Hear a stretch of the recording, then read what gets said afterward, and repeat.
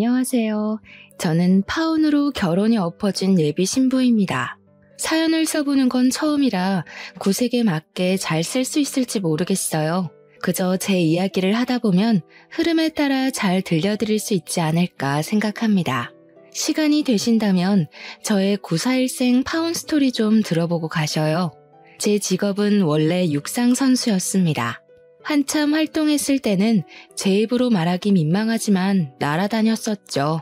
그런데 육상 선수 자체가 아무리 관리를 하더라도 나이란 무기가 가장 파격적이라 수명이 길지 못합니다. 저도 당연히 나이를 1살, 2살 먹어가면서 체력적으로 무리가 찾아왔어요. 나이도 있고 무릎 건강 문제 때문에 어쩔 수 없이 30대 초반 나이로 은퇴를 하게 되었죠. 누구나 운동선수라면 한계적인 부분 앞에서 결국 멈춰서야 하는 순간을 맞게 되는데요. 그 시기는 가장 허무한 순간이면서 새 출발하는 시작점이기도 합니다. 그래서 혼자보단 주변 사람들의 응원이 좀 많이 중요해요. 그럴 때 제 곁에 남편이 있었습니다. 저는 운동 수명 다 되었다고 슬럼프를 맞는 것이 싫어서 바로 필라테스 자격증을 준비했거든요. 덕분에 슬럼프를 나름 잘 극복하고 이겨냈는데 필라테스를 차리고 예비 신랑을 만나면서 제 안에 남은 결핍까지 모두 채울 수 있었어요. 예비 신랑은 제가 차린 센터와 같은 건물층에 있던 개인 병원의 물리치료사였습니다. 출퇴근길에 잘 마주쳤는데 예비 신랑이 어느 날 저에게 대놓고 관심 있다고 연락처를 묻더라고요. 처음엔 거부감이 들어서 거절했지만 그 뒤로 예비 신랑이 부담스럽지 않게 다가와줘서 만나게 되었어요. 대화를 나누는 건 그리 어색하지 않았습니다. 저도 예비 신랑도 서로 몸을 치료하는 목적으로 사람을 상대하는 직업이라서 나눌 대화 주제는 많았죠. 오히려 일적인 대화로 시작을 하니 더 자연스러웠고 그게 제가 예비 신랑을 좋게 볼 수 있도록 마음을 열어줘서 인연으로 닿게 되었습니다. 예비 신랑은 운동을 했던 저의 선수 생활 얘기에 진심으로 존경심을 표현하기도 했어요. 심지어 제가 국가대표였다고 하니까 저를 한 번씩 연예인 생각하듯 사람들한테 자랑하곤 하더라고요. 그런 예비 신랑의 모습이 귀여웠습니다. 제가 비록 은퇴를 했음에도 예비 신랑은 저를 영웅으로 치켜 세워줬는데요. 그럴 때면 저는 본의 아니게 그리운 과거를 아름답게 추억하곤 했어요. 예비 신랑의 긍정적이고 밝은 에너지가 저의 심심했던 미래까지 환하게 비추는 느낌이라서 결혼도 조심스레 생각해 보았습니다. 이건 예비 신랑도 마찬가지였는지 예비 신랑이 어느 날 제게 먼저 프로포즈를 하더라고요. 저 같은 여자를 과분하다고 표현하면서 오들오들 떨며 반지를 주는 예비 신랑의 모습 때문에 결혼을 단번에 허락했던 기억이 납니다. 결혼을 약속한 사이가 되자마자 저와 예비 신랑은 더 가까운 사이가 되었습니다. 출퇴근은 무조건 같이 했고 괜찮다는데도 예비 신랑이 항상 저를 집까지 데려다 주었죠. 그러던 어느 날은 예비 신랑이 또 차로 저를 데려다 주려고 하는데 예비 신랑한테 전화가 온 적이 있어요. 제가 발신자를 살짝 봤는데 예비 시모더라고요. 예비 신랑은 저한테 양해를 구하고 안전벨트를 매기 전 전화를 받았습니다. 너 그 아가씨 집까지 갔다가 올 거니? 내가 혹시나 해서 전화했더니 잘했네. 오늘은 안 된다. 엄마가 급히 너랑 갈 데가 있어. 시간 없으니까 얼른 와. 그 아가씨 꼭 데려다 줘야 하는 거 아니잖아. 차 안이 조용하다 보니까 수화기 너머로 목소리가 대강 들렸습니다. 일단 무슨 일인지 자세히는 모르겠지만 시모가 비상 상황인 것 같다는 느낌은 있었어요. 평소 이런 적이 없었고 또 목소리가 굉장히 다급했거든요. 예비 신랑도 그렇게 느꼈는지 시모의 말을 거절하지 못했어요. 저는 눈치껏 예비 신랑 전화가 끊기자마자 괜찮다고 작별 인사를 했습니다. 예비 신랑은 끝까지 미안해하면서 자리를 떴어요. 그리고 다음날 시모가 예비 신랑을 그렇게 다급히 불렀던 이유는 다름 아닌 경비실에 맡겨진 택배 때문이었다고 했습니다. 시모가 들기엔 무거운 택배이긴 했지만 예비 신랑 말로는 급한 택배가 아니었다고 하더라고요. 실제 시모도 택배를 받아보고서 급했던 택배랑 착각했다는 겁니다. 택배 때문인 걸 마치 뭔 사고라도 난 것처럼 유난을 떨었던 시모 행동에 예비신랑도 당황했다고 했지만 솔직히 저도 적잖이 놀랐습니다. 그래도 뭐 많이 중요한 택배였나 보지라고 생각하고 말았죠. 예비 시모는 고등학교에 교감 선생님까지 했다가 건강상의 문제로 은퇴해 쉬고 있는 상황이라 했어요. 저랑 예비 신랑이 결혼하기로 약속을 잡았고 본격적으로 기한을 정해야 했으니 그 전에 결혼 인사를 먼저 하기로 했습니다. 그래서 시댁을 우선 찾아갔어요. 시모를 뵙는 건 지난날 예비 신랑이 통화할 때 잠깐 목소리로만 겪은 것 말곤 처음이었거든요. 근데 그때 이미 목소리부터 만만치 않게 유창하단 걸 느꼈기에 왠지 긴장이 되었습니다. 뭔가 만나기 전부터 어려운 느낌이 들었어요.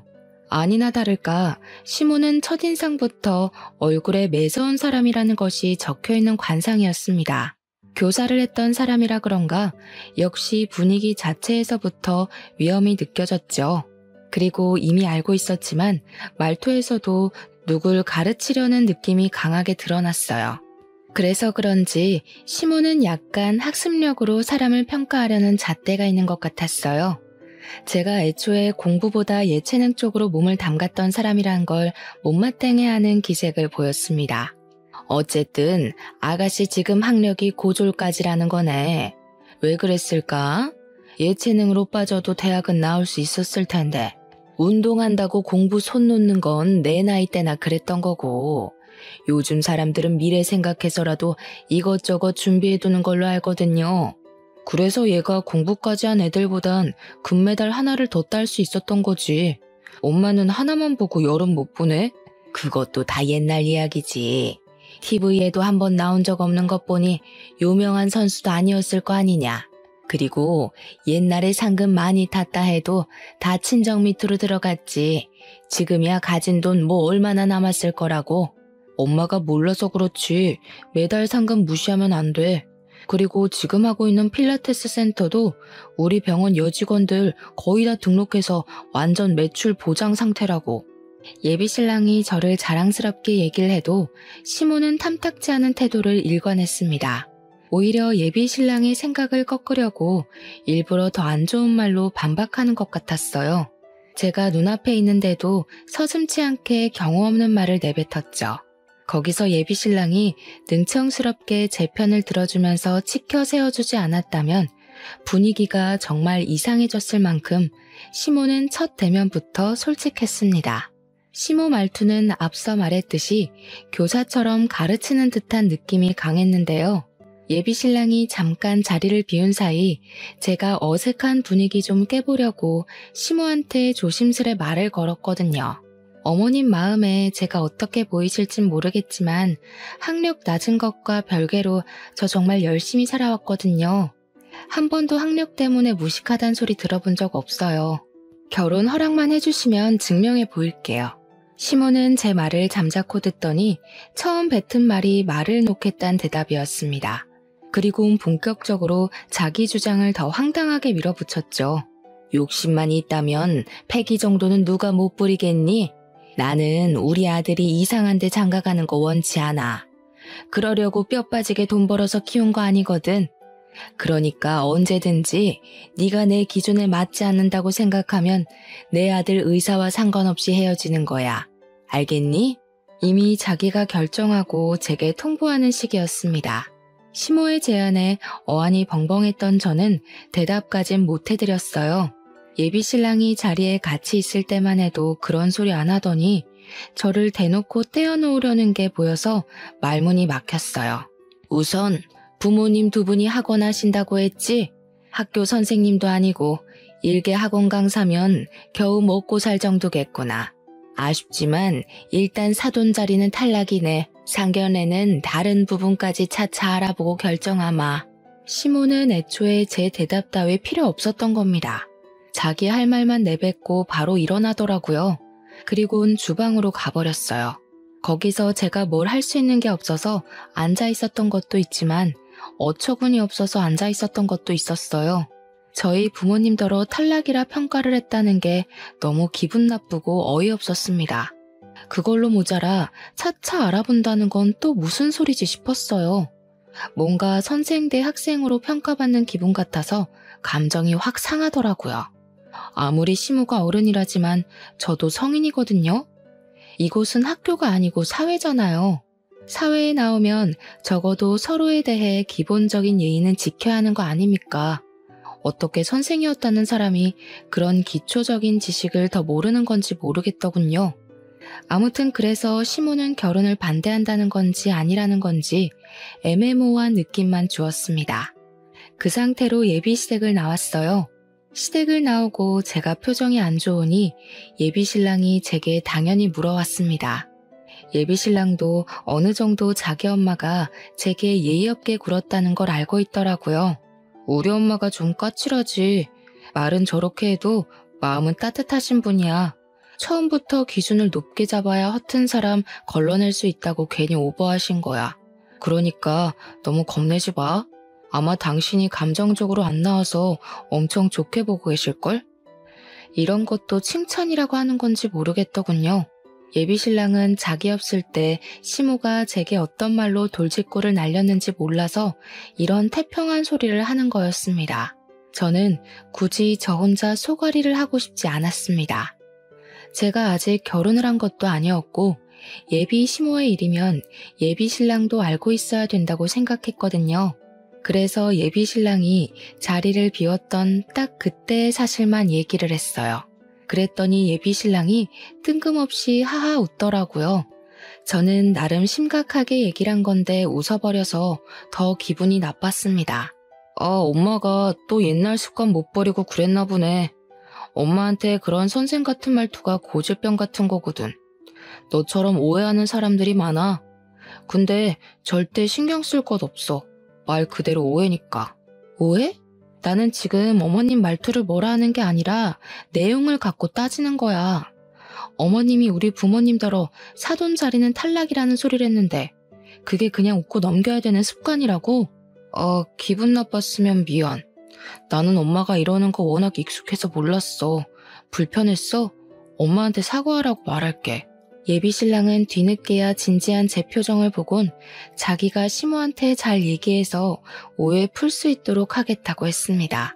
다시는 이런 말실수 나오지 않도록 조심시키겠다는 말도 했죠. 예비 신랑이 어련히 잘 알아서 할 거라고 생각했어요. 그런데 며칠 뒤였습니다.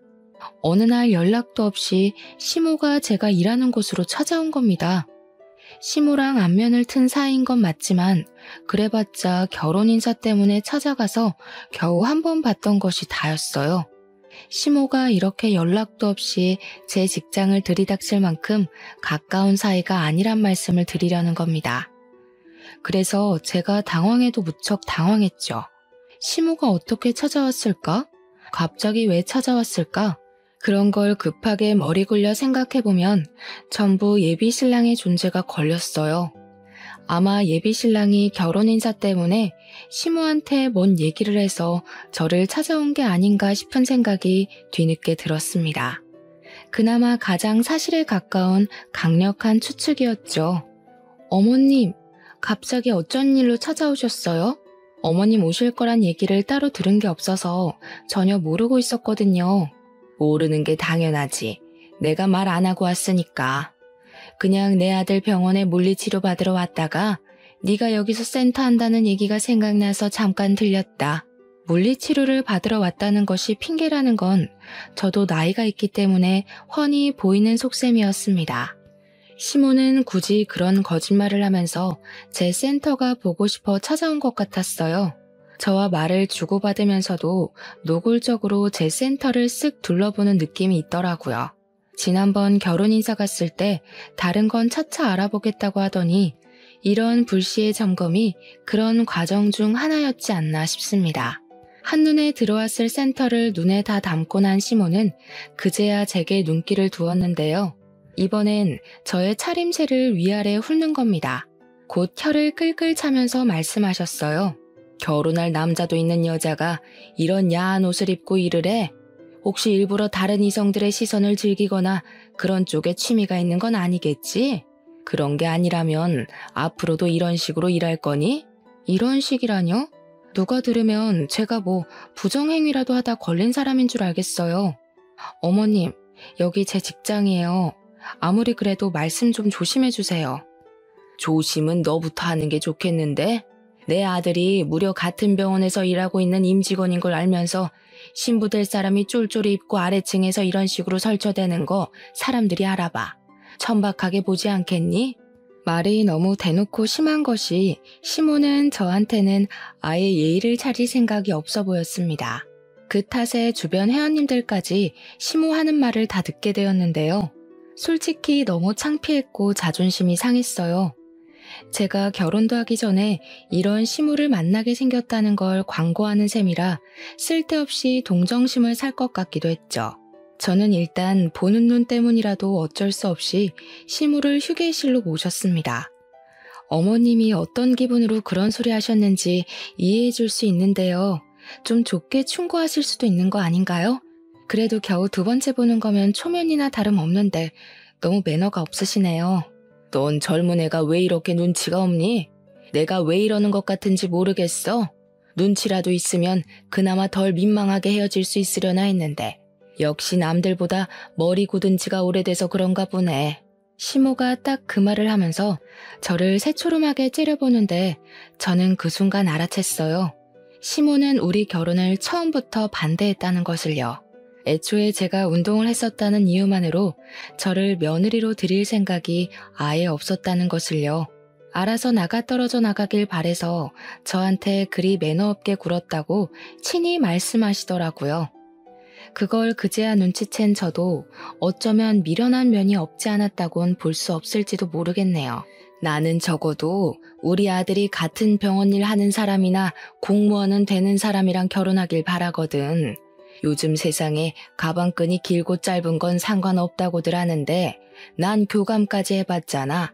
내 눈엔 다 티가 나. 시모가 말하길 저는 겨우 고졸이었고 고등학교 때도 공부보단 운동을 했던 사람이니 저랑 예비신랑은 격이 안 맞는다고 판단하셨습니다. 그래서 어머님이 여기까지 오셔서 하고 싶은 말씀은 뭔데요? 어머님 지금 지난번에 했던 말 또 하고 계세요. 저 그만 무시하시고 바른 대로 말씀해 주세요. 내가 널 또 언제 무시했다고 그러니? 이것 봐. 조금 마음에 안 드는 말 했다고 바로 꽁해져선 못되게 표현하긴 하고 뭐 어차피 길게 볼 사이 아니니 나도 입 아프게 길게 말 안 하마. 이 결혼하지 마라. 시모는 예비신랑이 아직 저를 좋아해서 자기가 자기 아들한테 헤어지라고 말 못하니까 저더러 먼저 이별을 통보하라고 종용하기 시작했어요. 결국 이거였던 거예요.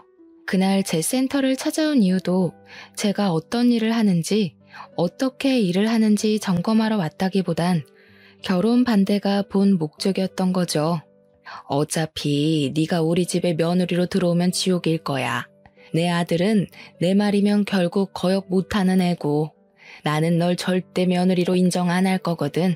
불 보듯 뻔한 지옥길에 뛰어드는 멍청한 짓은 안 하겠지? 공부 안 했다 해서 혹시나 싶어 알려주러 오긴 했다만 시모가 결혼하지 말라는 소리를 하자마자 그래도 그 말할 때만큼은 최소한의 예의를 갖춰줄 거라 생각했습니다. 끝까지 사람 자존심을 긁어줄 줄 몰랐네요. 시모는 저더러 잘 알아들었을 거라 생각한다면서 자리에서 일어나더니 웬만하면 자기 아들 눈에 안 걸리는 게 좋을 것 같다고 여유되면 자리를 옮기란 말도 하더군요. 그리곤 센터 나가셨습니다. 저는 배웅도 안 해드렸네요. 어이가 없어서 한동안 열이 받아 앉아 있었어요. 바로 예비신랑한테 전화해서 방금 시모와 있었던 일을 다 털어놓았습니다. 어머님이 자기랑 나랑 격 안 맞는 것 같다고 나더러 대신 헤어지자 말하라네. 결혼하면 제대로 지옥맛 겪게 해준다고 감히 고졸학력으로 자기 며느리 될 생각은 꿈도 꾸지 말라더라. 뭐? 엄마한테 바로 집에 가라고 그랬는데 방금 엄마 들렸다 갔다고? 내가 지금 가서 엄마한테 다시 말할게. 엄마가 그런 뜻으로 말한 거 아닐 거야. 가만 보니까 자기는 매번 어머님이 그런 뜻으로 말한 거 아닐 거라고 하네. 그럼 자기도 내가 공부 안 해서 내 멋대로 해석한다고 생각하는 거야? 아니다. 그냥 여기까지 하자. 네 엄마 말대로 내가 불보듯 뻔한 지옥길을 뭐하러 가겠니? 시모 말대로 예비 신랑은 시모 말을 따를 수밖에 없는 사람 같았어요. 자기 엄마가 교사니까. 은연중에 자기 엄마가 틀린 말을 했을 리 없다는 생각을 전제로 깔고 있는 것 같았습니다. 그게 시모를 컨트롤 못하는 것과 같은 맥락이겠죠. 매번 같은 말로 오해를 풀려고 하는 태도를 보니 결혼하고 나서 예비 신랑이 어떻게 나올지도 불보듯 뻔하더군요. 저는 제 앞날이 빤히 보이는 그 길을 굳이 가고 싶지 않았어요. 예비 신랑의 엉터리 행실 덕분에 예비 신랑을 향한 사랑마저 시들어져 버린 건 정말 다행이었습니다. 제게 콩깍지가 남아있었다면 가시밭길을 자진해서 이겨내려고 했겠죠. 저는 그런 수모 당하면서까지 결혼을 할 만큼 멍청하지 않았기 때문에 남편에게 이별을 통보했습니다. 그런데 말입니다. 그 뒤로 이별을 받아들이지 못한 예비 신랑이 센터를 빈번하게 찾아오기 시작했어요. 개무시하긴 해줬지만 예비 신랑이 눈에 띄게 망가지는 것이 보여서 점점 신경 쓰이더라고요. 만나주지도 않을 건데 계속 퇴근하면 기다리고 주말마다 일도 안 하면서 센터를 찾아왔어요. 그래봤자 어차피 공공장소라 예비 신랑이 저를 함부로 하진 못했거든요. 또 회원들도 계속 들락날락 했으니 예비 신랑이 제게 마음 놓고 말을 걸지도 못했습니다. 아무리 무시하려고 해도 한때 결혼까지 생각했던 사람이기에 완전히 무시하는 건 무리였거든요. 그래도 저러다 말겠지 싶어서 내버려뒀어요. 선을 넘는 짓을 하는 건 아니라서 경찰에 신고까진 안 했죠. 근데 예비 신랑이 심해지면 더 심해졌지 일상을 회복할 기미가 안 보이더라고요. 정말 일도 제대로 못할 만큼 피폐해져 갔어요. 나중엔 같이 일하는 동료 직원이 저를 찾아오기까지 했다니까요. 몰래 저를 찾아와서는 예비 신랑한테 한 번만 더 기회 주면 안 되겠냐 대신 부탁하는 거 아니겠습니까? 그때부터 제가 다시 말도 안 되는 고민을 했던 거예요. 원래 한번 고물이 되어버린 건 다시 걷어들이는 게 아닌데 쓸데없이 제 손때 묻은 그 고물에 정이라도 남아있었던 건지 결국 흔들린 거죠. 그런 와중에도 예비 신랑은 제게 매일 전화해왔고 저만 보면 하염없이 울고 그랬어요. 그래서 수천 번 고민 끝에 제가 결국 예비 신랑을 다시 만나버렸네요. 대신 결혼은 보류하고 말이죠. 내가 무슨 일이 있어도 엄마가 너한테 입도 뻥긋 못하게 만들 거야. 네가 나 믿어준 거 절대 실망시키지 않을게. 정말 고마워. 예비 신랑은 저랑 어떻게든 결혼까지 하고 말겠다는 기세를 보였어요. 저는 솔직히 결혼 욕심까진 더 이상 없었거든요. 근데 예비 신랑이 자기가 알아서 시무를 처리해보겠다니까 그냥 그 모습도 궁금해서 내버려 뒀습니다. 그런데 그걸 아주 화끈하게 보여줄지는 몰랐어요. 예비 신랑이 제게 결의를 보여준 지 한 달이 지났을 때쯤이었는데요. 예비 신랑이 그동안 자기 나름대로 시모한테 반항을 했나 보더라고요. 어느 날은 퇴근하고 집 앞에 갔는데 예비 신랑이랑 시모가 먼저 도착해서 기다리고 있더라고요. 시모는 예비 신랑이랑 헤어지고 나서 처음 보는 거였거든요. 준비되지 않은 마음으로 시모를 발견하니 저절로 주춤하게 되었습니다. 저도 모르게 굳이 마주치고 싶지 않아서 도망가려는데 예비 신랑이 저를 붙잡고 한 번만 같이 시간 갖자고 부탁하기 시작했어요. 자기가 시모를 회유시켜서 사과하러 온 거라고 하더라고요. 예비 신랑이 곧장 시모를 끌고 제 앞에 세우더니 정말로 사과하라고 시키는 겁니다. 엄마 분명 나 결혼시키겠다고 약속했어. 안 그럼 내가 엄마 아들 안 하겠다고도 했고. 예비 신랑이 시모한테 저렇게도 말을 할 줄 아나 싶었어요. 그걸 보면서 예비 신랑도 시모한테 대들려면 대들 수 있는 사람이구나 라는 생각이 들었습니다. 근데 문제는 시모가 진짜 제게 사과를 할까? 그거죠. 처음부터 제가 수준 낮아서 마음에 안 들다 했던 사람인데 콧대 높은 사람이 과연 고개를 숙일까요? 아니나 다를까 시모는 자기가 사과하는 모습을 아들한테 보이기가 싫었는지 예비 신랑더러 자리 피해달라고 했습니다. 예비 신랑은 그런 시모의 말을 거역하려 했지만 시모가 엄마의 마지막 자존심은 지켜달라고 해서 어쩔 수 없이 자기 차에 올라탔어요. 그렇게 해서 저랑 시모 단둘만이 집 앞에 서서 마주보는 상황이 되었죠. 사과하신다고 제가 무조건 받아줄 거란 기대는 안 하셨으면 좋겠네요. 제 기준에서 진정성이 별로 안 느껴진다면 사과 거절할 생각이라서요. 저는 일단 시모한테 기죽고 싶지 않아서 기선제압을 하였어요. 그랬더니 그때 시모가 예비 신랑 눈치를 보더니 가방에서 검은 봉지 하나를 꺼냈습니다. 착각하지 마. 넌 여전히 내 며느리감 아니야. 다음 주에 우리 아들 선봐줄 공무원 아가씨 알아놨는데 너 때문에 진행이 안 되려고 하거든? 아무래도 내 아들이 귀신에 홀린 게 아닌가 싶어서 조치 좀 취하려고 찾아온 거야.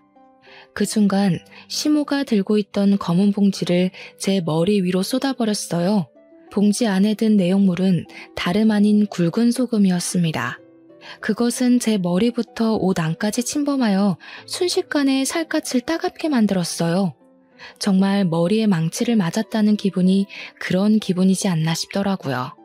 그 잠깐 동안 온 신경이 얼어붙은 것처럼 꼼짝할 수가 없었습니다. 제 기준에서 상상을 초월하는 무례함이었거든요.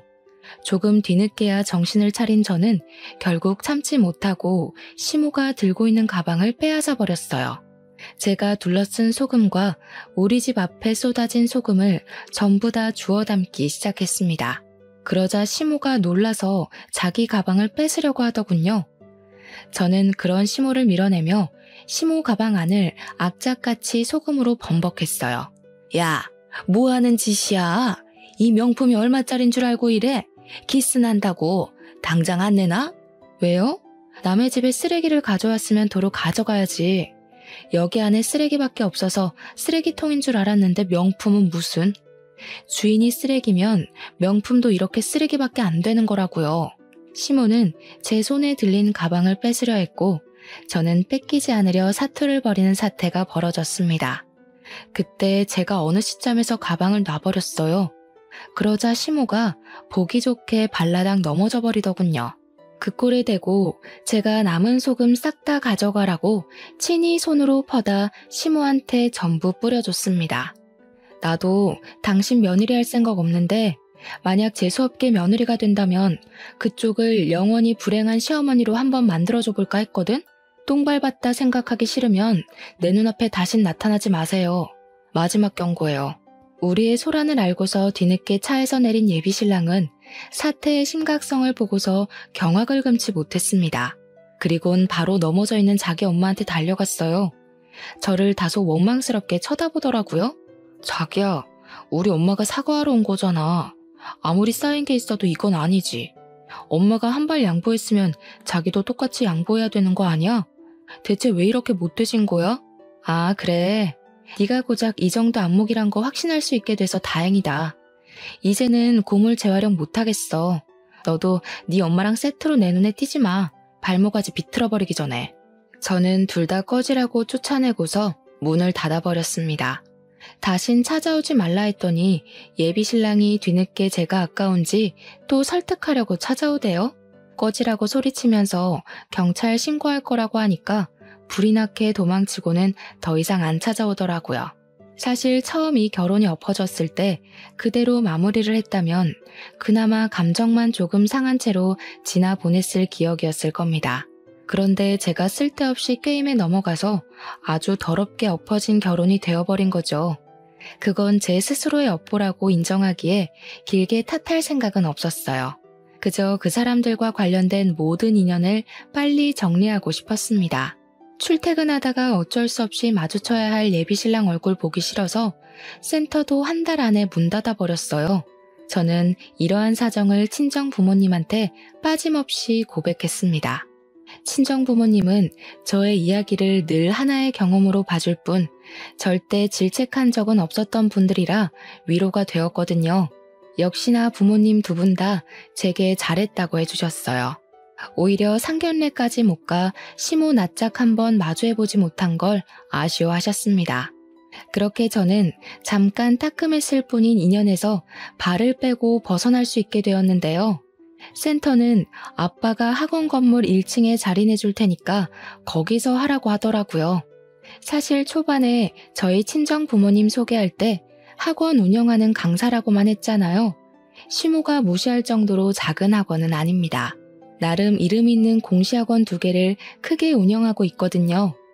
그 학원이 있는 건물 2개도 전부 부모님 소유였어요. 저희 친정가족 구성원 중 저만 운동을 한 사람입니다. 제가 운동에 소질이 있다는 걸 부모님께서 미리 알아보시고 몸을 쓰는 진로로 직업을 가질 수 있게 지원해줬던 거예요. 저 말고 저희 친정 부모님 2분은 스카이 명문대를 나왔고요. 하나 있는 친오빠는 외국에서 치대생으로 유학 중이었습니다. 저는 예비신랑과 만나는 기간 동안 이 사실을 굳이 예비신랑한테 알리지 않았어요. 가정사를 얘기해도 그저 적당선으로만 거짓말하지 않고 두루뭉술하게 말했을 뿐이었죠. 왜냐면 부모님이 돈 때문에 움직이는 사람을 별로 안 좋아하기 때문이었어요. 특히나 사위가 될 사람이면 나중에 재산도 나눠주게 될 텐데 돈독 오른 사람은 거르고 싶다는 것이 가장 중요한 이유였습니다. 그리고 또 강약 약강의 사람들도 안 좋아했는데요.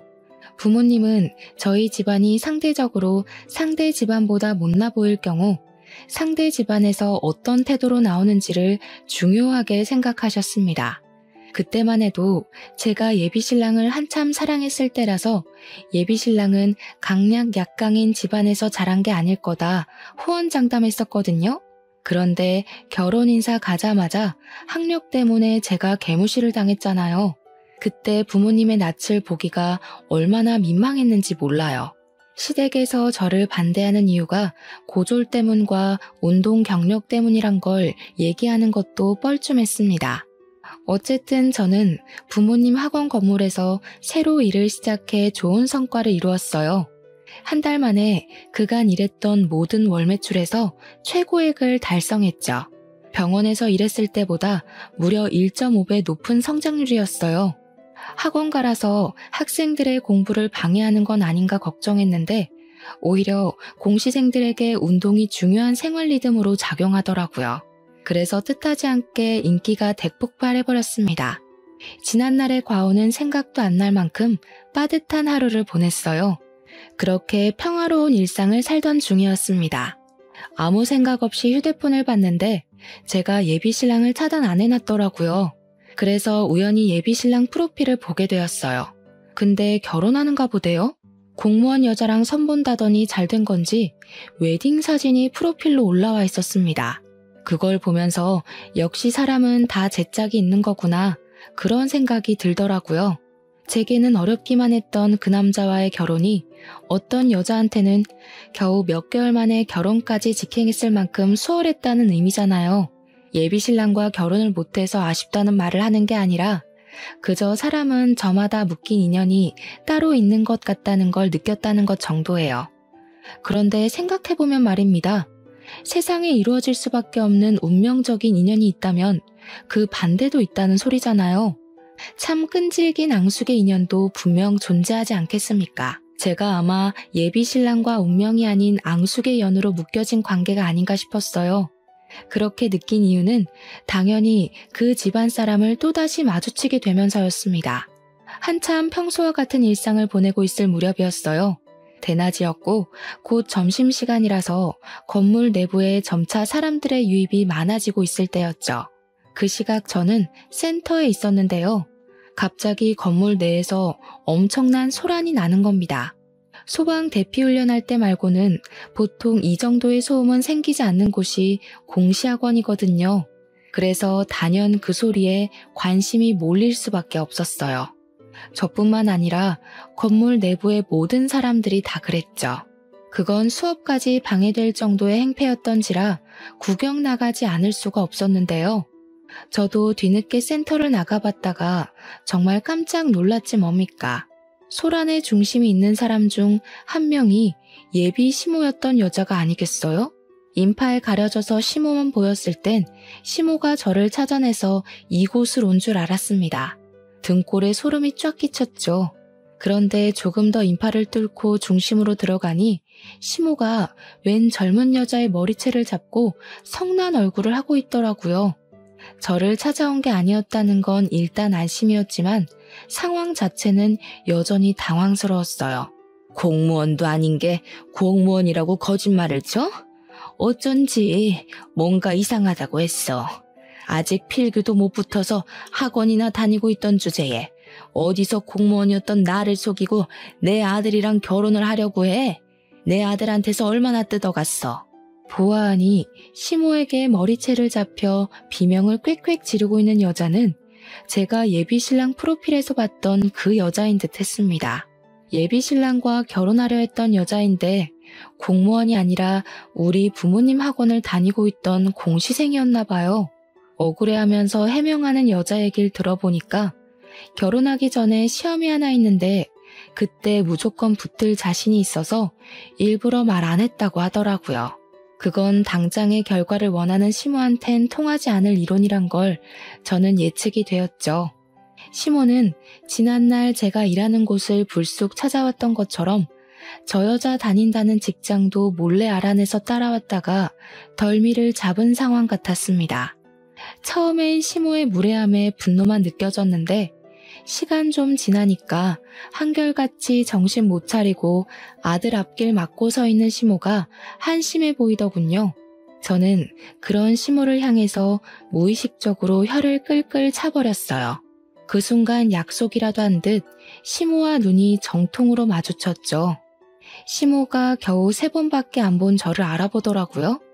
제게 곧장 삿대질하면서 이젠 저를 공격하는 거 아니겠습니까? 아, 너도 여기 다니고 있었니? 이제서야 공부가 아니면 살 길이 없다는 걸 알았나 보지? 보니까 여기가 아주 천박한 인간들 소굴인가 보네. 솔직히 공무원 공부는 1년이면 되는데 여기서 1년 이상 붙어있는 꼴통들 많을 거다. 이럴 시간에 다른 데로 머리 굴려. 지금 남의 업장에 와서 뭐 하시는 거예요? 예나 지금이나 무례하신 건 여전하네요. 젊은 사람들 괴롭힐 힘도 많고 너무 쌩쌩하신 거 아니에요? 할 짓이 없어서 힘이 남아도는 건가? 이것 봐. 배운 게 없으니까 싹수가 아주 바가지잖아. 너는 이미 늙을 대로 늙어서 지금 공부해봤자 그 성질머리 못 고쳐. 타고난 똥통머리를 무슨 수로 고치겠니? 네 부모가 너를 이 모양 이 꼴로 내버려 둔 걸 원망해라. 시모가 제 머리를 자꾸 손가락으로 밀어버리기까지 하길래 저도 참지 않고 시모의 팔을 내쳤습니다. 그래도 보는 눈이 너무 많아서 감히 어른에게 먼저 손찌검을 못하고 있었는데요. 그때 엄마가 나타나서 시모의 뺨을 사정없이 후려쳤어요. 저희 엄마야 그 건물의 주인이었고 그 학원의 원장이었으니 얼굴 모르는 사람이 없었는데 그런 과감한 행동을 해버려서 저뿐만 아니라 다들 놀란 상황이었습니다. 아, 우리 딸 시모 될 뻔했다던 분이신가 보네요. 그때 우리 딸한테 소금 부었다고 들었는데 꼭 한번 뵙고 싶었거든요. 제가 바빠서 뒷조사할 시간이 없어서 이제야 인사드려요. 저는 미처 소금을 준비 못해서요. 똑같이 따끔거릴 테니까 쌤쌤으로 하죠. 뭐야? 딸? 당신이 이 아가씨 부모야? 어쩐지 밑도 끝도 없이 천박하게 손부터 올린다 했다. 부모가 이 모양이니 자식 새끼도 개념 없는 짓 하고 다니지. 보나마나 그쪽도 어디 중졸이나 고졸이죠? 아, 국민학교로 끝인가? 시모는 얻어맞고도 뭐가 그리 당당한지 우리 엄마 앞에서 하하호호 열심히도 비웃고 있었습니다. 그런데 앞서 말씀드렸다시피 건물 이용자 중에서 우리 엄마를 모르는 사람들은 거의 없어서 다들 시모가 하는 말에 오히려 더 수군거릴 뿐이었어요. 스스로 조롱거리를 자처하고 있는 시모를 보면서 저도 웃음이 나오더군요. 네, 잘 물으셨네요. 당신이 일개 학원 강사라고 무시했던 여기 학원 원장입니다. 그쪽 어떻게 생겨먹었나 상견례 못해서 많이 아쉬웠어요. 근데 남의 건물에서 이렇게 꼴불견으로 나타날 줄은 몰랐습니다. 시모는 우리 부모님 학원 규모를 얼마 정도로 생각했는진 모르겠는데 일단 눈으로만 훑어도 학원 크기가 소규모는 아니니 좀 당황하는 눈치였어요. 그걸 엄마도 아는 건지 대답 못하고 있는 시모에게 마지막 한 방을 먹여버리시더라고요. 참, 고맙다는 인사 꼭 드리고 싶었어요. 하마터면 우리가 건물 하나 날릴 뻔했잖아요. 저희가 딸 결혼하면 선물로 건물 명의 넘기려 했거든요. 그런데 사위될 집구석이 영 개판이란 걸 결혼시키기 전에 보여주셨으니 저희한텐 은인이나 다름없으십니다. 뭐라고요? 건물? 지금 이 건물이 그쪽 거라도 된다는 말이에요? 사람을 놀리는 것도 정도가 있지 건물주는 뭐 아무나 하는 줄 알아요? 아무나 못하죠. 그러니까 그쪽은 겨우 교감 선생 자격 하나 달았었다고 기세등등해서 까불고 다니는 것밖에 못하는 거예요. 여기 학생들 보고 꼴통이라 소리칠 시간에 그쪽 마인드가 똥통은 아닌지 꼭 돌아보셨으면 하네요. 고작 공무원 며느리 하나 얻겠다고 건물주 며느리를 놓쳤다는 사실을 뒤늦게 자각한 시모는 끝내 사색이 되어버렸습니다. 그리곤 이제 왜 저더러 그 중요한 사실을 숨겼냐고 원망하길래 엄마가 결국 경찰에 신고해버렸어요. 시모는 경비원과 경찰에 의해서 그대로 건물에서 쫓겨났습니다. 그리곤 그 이후 시모가 뻔뻔하게도 예비신랑을 데리고 우리 집을 몇 번 찾아오더라고요. 초면에도 들려준 적 없던 상냥한 목소리로 계속 얘기 한번 나누자고 조르는 거 아니겠습니까? 이미 미련 따위 없던 저는 마냥 귀찮아서 결국 이사를 가버렸어요. 그랬더니 시모가 이젠 부모님 건물로 찾아오기 시작하더라고요. 구질구질하게 왜 이러세요? 안 어울리니까 제발 하던 대로 하고 사세요. 이제 와서 높은 콧대 깎는다고 뭐가 달라지겠어요? 교감 아줌마는 건물주 며느리까지 품을 그릇이 안 되는 사람인 거예요. 그러니까 자존심에 딱 맞는 공무원 아가씨나 더 발굴하러 다니시라고요. 저는 바로 경찰한테 신고해서 접근금지 신청을 때려버렸습니다. 돈으로 혼을 내줘야 정신을 차리니 그것 또한 문제인 사람들이더군요. 어쩌다가 그런 똥을 밟아버렸는지 모르겠지만 다행히도 이래저래 잘 털어냈네요. 그 사람들도 물론 앞으로 새로운 사돈 집안을 또다시 만나게 될 수도 있겠죠. 제발 대접받고 싶으면 먼저 대접하길 바란다고 얘기해주고 싶습니다. 제 이야기 잘 들어주셨나요? 저도 사연을 올릴 수 있는 경험해봐서 뜻깊은 시간이었습니다. 이 시간 즐거웠고 들어주신 청취자분들께 진심으로 감사 인사드립니다.